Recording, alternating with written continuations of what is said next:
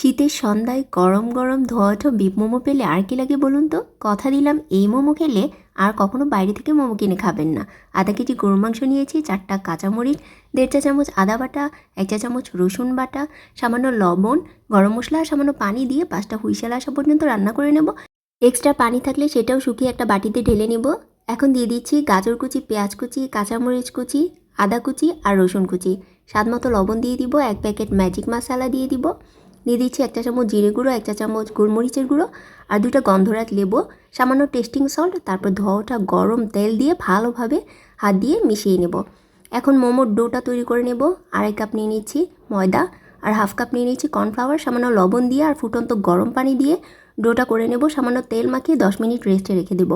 10 minute পর 2টা ভাগে ভাগ করে নিলাম। একটা ভাগে আমি পিঙ্ক ফুড কালার মিশিয়ে নিলাম, কারণ আমি পিঙ্ক কালারের কিছু মোমো বানাবো। তো বড় একটা রুটি বেলে নেব।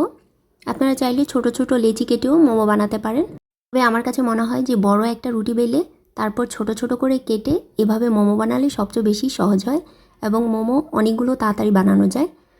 তো আমি মোমোর কিমাটা দিয়ে দিলাম, তারপর মাঝখান থেকে এভাবে চাপ দিয়ে দিলাম আর সাইড থেকে 2 ভাঁজ করে এভাবে চেপে চেপে মাঝখানে নিয়ে আসবো।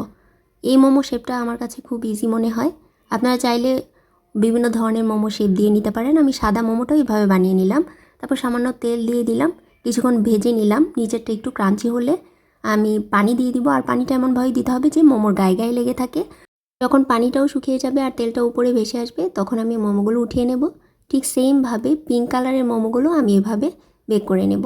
আপনারা চাইলে স্টিম করেও মোমোগুলো তৈরি করতে পারেন, তবে স্টিম করার থেকে এভাবে মোমো বানালে খুব মজা হয়।